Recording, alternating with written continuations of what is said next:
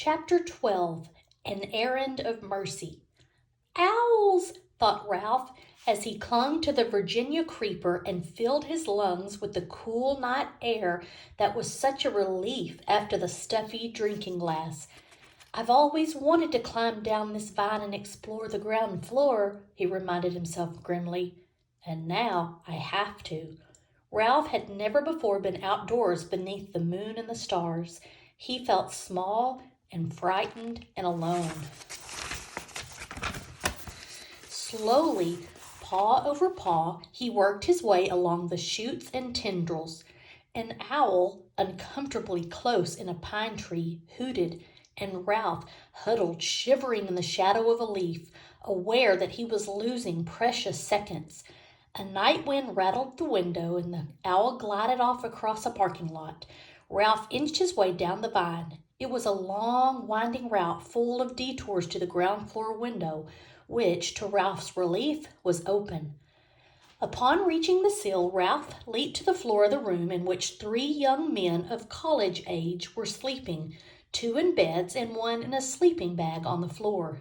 An aspirin! I must find an aspirin, thought Ralph, darting under the bed. He bumped into a dust mouse, which startled him, but he did not find an aspirin. He was in such a hurry he ran right over the man in the sleeping bag instead of taking time to go around. There, under the dresser, gleaming in a shaft of moonlight, he saw a round white pill. He went closer. Yes, it really was an aspirin tablet. At last! Ralph was positive it was an aspirin and not some other pill because it had letters stamped on it. Ralph could not read the letters, but he knew they stood for an aspirin. He had been warned about them often enough. Now all Ralph had to do was figure out how to get the pill upstairs to room 215. Telling himself that in spite of all that had happened that night, it could not be much past 1 o'clock in the morning, Ralph half pushed and half rolled the aspirin tablet around the man in the sleeping bag to the door. He shoved it under the door and with great difficulty squeezed under himself. The first floor carpet was thicker and of better quality than that of the second floor. Ralph worked his way with the aspirin down the hall to the lobby where the night clerk was asleep on a couch. The glassy eyes of deer heads mounted on the knotty pine walls seemed to stare at Ralph. So did the giant eye of the television set. Slowly, he moved his precious load across the lobby to the stairs, and there he stopped. How could he manage to get that aspirin up those stairs? He picked it up and tried lifting it, even though he knew he could not reach the first step with it. The night clerk tossed on the couch and made a gobbling, snorting noise. Ralph dropped the aspirin in a panic and looked wildly about for a hiding place. With one terrified leap, he dived under the grandfather clock between the elevator and the stairs. It was immediately plain from the dust that no one ever cleaned under the clock. Ralph struggled to control a sneeze. Above him, the works of the clock began to make grinding noises. Achoo! The sneeze could not be held back. Bong! The clock struck 1:30, forcing Ralph to clap his hands over his ears. How his famous ancestor, the one that ran up the clock, hickory-dickory-dock, stood the racket, he did not know. Peeking out, Ralph discovered the night clerk had slept soundly through the din, so he ventured out from under the clock to continue his struggle with the aspirin tablet. Since carrying the pill up the stairs was impossible, Ralph had to find another way. The elevator? Ridiculous. A mouse could not run an elevator. Then, quite unexpectedly, a whole plan of action popped into his mind. Ralph had a genuine inspiration. First, he rolled the aspirin to a safe place behind the ashtray stand beside the elevator. Then, empty-pawed, he climbed the stairs to the second floor and ran down the hall to room 215, where he squeezed under the door. Keith was still half awake, his eyes glinting with fever under their heavy lids. "Psst," said Ralph. "I found an aspirin for you." Murmured Keith. An aspirin tablet. I've found an aspirin. Where is it? Keith was more awake now. Down on the first floor. Oh, Keith was obviously disappointed. Now wait, said Ralph. I can get it up here, but I've got to have some help. You'll have to let me take your sports car. You're too young, mumbled Keith. I am not. And it was true that Ralph felt very much older than he had when he lost the motorcycle. Come on, you need that aspirin, don't you? You already lost my motorcycle. Oh, come on. Ralph was growing more impatient as he felt the night slipping by. If you won't let me take the sports car, will you let me take the ambulance? I guess so. Keith did not feel equal to arguing with a determined mouse.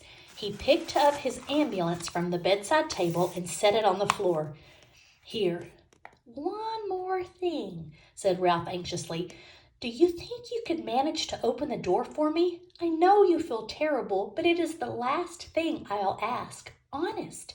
And I promise I'll have the aspirin up here in no time.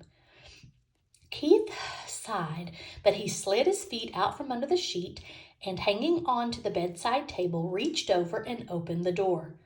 Ralph was already seated in the white ambulance with the red cross painted on the side. Whee! Whee! Whee! He took the corner into the hall on two wheels and sped down the bare floor between the wall and the carpet until he came to room 211. Here he slowed down and went whee! Whee! Whee! Good and loud. This carried him, as he had planned, to the elevator.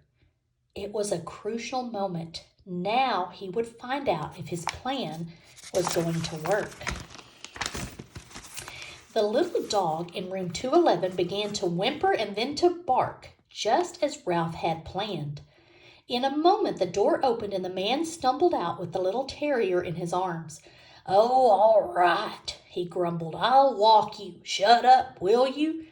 Ralph waited, his paws tense on the steering wheel. The man walked groggily to the closed elevator door where he managed, in spite of the wriggling dog in his arms, to push the button. Soon the elevator door slid open. Ralph knew that timing was important. The man entered the elevator. The dog barked. Whee! Whee! Said Ralph, hard enough and fast enough to shoot the ambulance at great speed across the yawning crack between the floor of the hall and the floor of the elevator before the man turned around. As the dog's owner turned, Ralph steered skillfully around his feet and parked the ambulance behind him. The man pressed the button, the doors closed, and the elevator actually began to descend. Do you know what you are? The man sleepily asked the dog. You are a nuisance, that's what you are. A 4-footed, hair-covered nuisance. The dog ignored his master. I know you're down there, he yapped to Ralph. If I could get down, I'd get you. Ralph did not answer. He was taking no chances. He waited quietly inside the ambulance until the man had carried the dog out before he drove out of the elevator. He jumped out of the ambulance, opened the rear doors, seized the precious aspirin, and boosted it inside. Slamming the doors, he ran around and jumped into the driver's seat.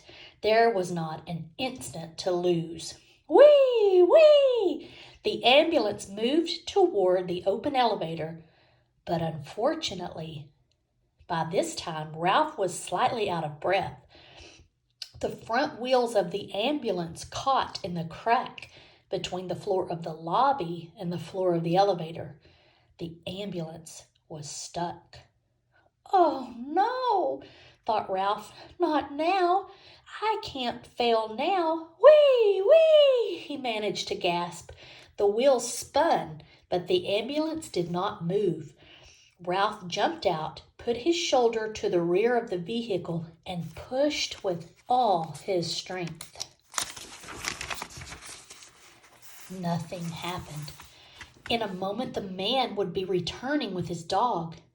Desperate, Ralph climbed back into the ambulance. He took a breath so deep he thought his lungs would surely burst. Whee! made the sound hard and fast and high-pitched. The wheels spun. The ambulance moved, slowly at first, and then, as the tires got a grip on the floor of the elevator, it shot out of the crack and across the elevator and hit the rear wall with a bump. Ralph collapsed over the steering wheel, limp with relief, just as the man came back through the lobby with his dog. "I guess some boy lost his toy ambulance," muttered the man, more awake now, as he stepped in and pressed the button. "Toy?" thought Ralph indignantly. "This ambulance is carrying medical supplies to the sick."